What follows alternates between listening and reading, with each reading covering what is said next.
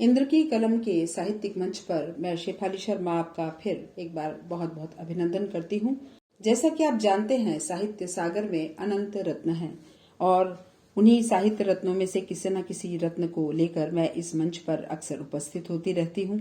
आज मैं आपके लिए साहित्य जगत से एक संस्मरण लेकर आई हूँ। लेखक है विष्णु प्रभाकर। विष्णु प्रभाकर का नाम अपने परिचय के लिए मोहताज नहीं। उनका यह संस्मरण एक ऐसे व्यक्ति का संस्मरण है जो परिश्रमी है, फक्कड़ है, मुंहफट है, तुरंत उत्तर देने की कला में दक्ष है, जो हर किसी की सहायता के लिए हर दम तैयार रहता है। उसके अपने ही सिद्धांत हैं जिनका पालन करना वह अपना कर्तव्य समझता है। यह चरित्र है गोपी चपरासी का। तो आइए सुनते हैं इस संस्मरण को। लेखक हैं विष्णु प्रभाकर। एकाएक देखने में वह एक छोटा सा प्रभावहीन व्यक्ति लगता था। गेहुआ रंग, नाटा छरहरा बदन, पतला मुख, मिची मिची आंखें, बिल्ली किसी मूछें, वाचाल और क्रियाशील। इस क्षण इधर ऊँघ रहा है तो उस क्षण उधर दौड़ रहा है। घुटनों तक धोती, बदन पर कमीज, कंधे पर गमछा। वह घर जाते समय कुछ न कुछ अवश्य ले जाना चाहता था, फिर चाहे वह सूखी घास या बुरादा ही क्यों न हो। हाथ में वह एक लकड़ी अवश्य रखता था, क्योंकि उसे कुत्तों का डर लगता था। स्वभाव में एक विशेष दृढ़ता, अक्खड़पन और मस्ती झलकती थी। चाहे कोई भी हो, दबना तो उसने कभी सीखा ही नहीं था। पुलिस से उसका पुराना रिश्ता था। हर छोटे बड़े अपराध के संबंध में उसकी पेशी होती, फिर प्रमाण के अभाव में छोड़ दिया जाता। चपरासी जब मिल बैठकर बातें करते तो चुटकी लेने के लिए कभी कभार कोई उसके घास पात चुरा कर काटने का जिक्र कर ही डालता। गोपी उसे ठेठ हरियाणवी भाषा में कहता, हाँ लागता हूँ, इसमें छिपाने की कौन सी बात है। देख लो, इन बाबुओं को रोज जेब भर भर कर ले आते हैं, फिर घास पात तो कुदरत की देन है। सब चुप हो जाते, कौन उसके मुंह लगता। वह जीवन भर चपरासी रहा। लगभग 32-33 रुपए प्रतिमाह पाता था। इसी आमदनी में उसने लड़की गोद ले ली और उसके हाथ पीले कर दिए। उसकी अपनी कोई औलाद नहीं थी। लोगों ने कहा, दुनिया लड़का गोद लेती है जिससे नाम चले, पर तुम नई चाल चल रहे हो।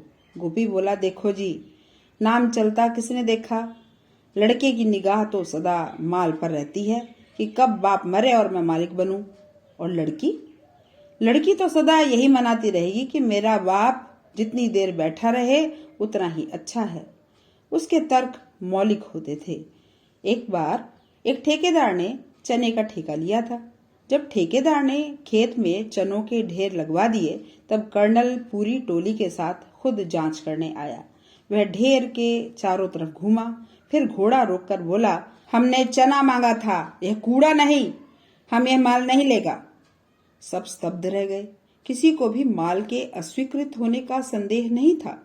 कर्नल ने फलियों को बूढ़े ठेकेदार की नाक के पास ले जाकर कहा, हम पूछता है यह सब क्या है।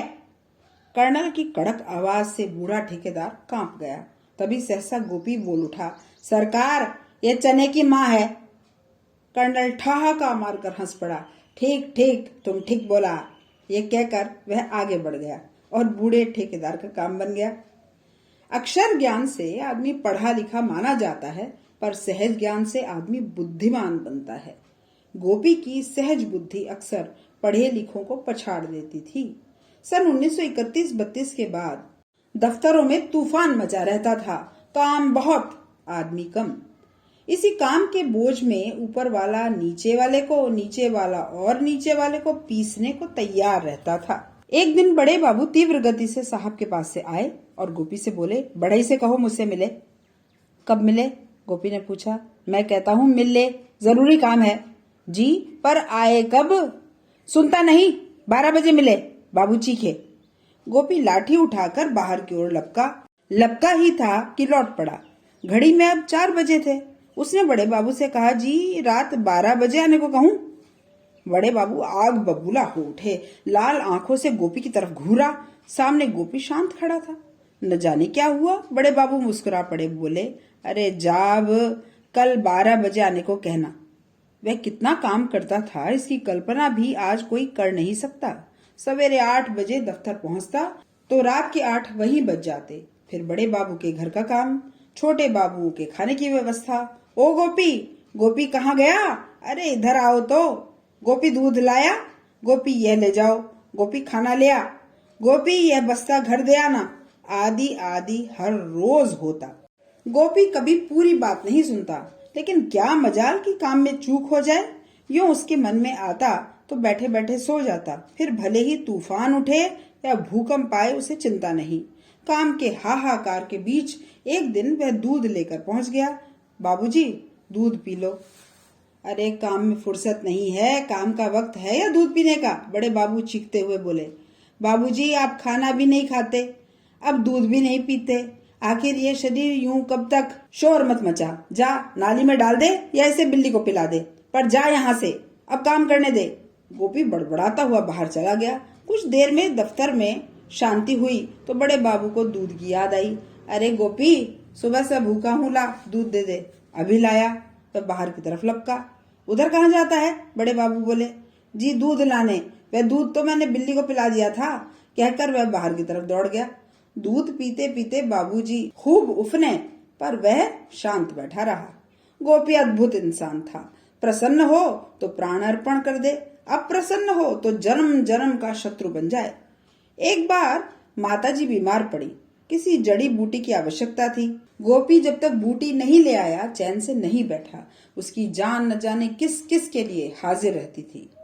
उन दिनों छुट्टी वाले दिन भी दफ्तर से बड़े बाबू को बुलावा आ जाता था। एक रविवार सुबह का समय था। मैं लिखने बैठा ही था कि गोपी ने आवाज लगाई, बाबूजी, बाबूजी, उठिए, साहब ने बुलाया है। मेरा गुस्सा देखकर वह बोला, अच्छा बाबूजी, आराम से लिखो, मैं साहब से खुद निपट लूंगा। गोपी अनगढ़ था, पर था ऐसा मनुष्य जो सबसे पहले काम करने में विश्वास करता था। वह बोलता रहता, चलता रहता, पर काम कभी नहीं रुकता।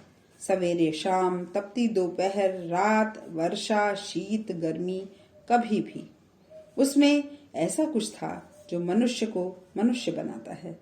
आज वही ऐसा कुछ खो गया है और खोता जा रहा है।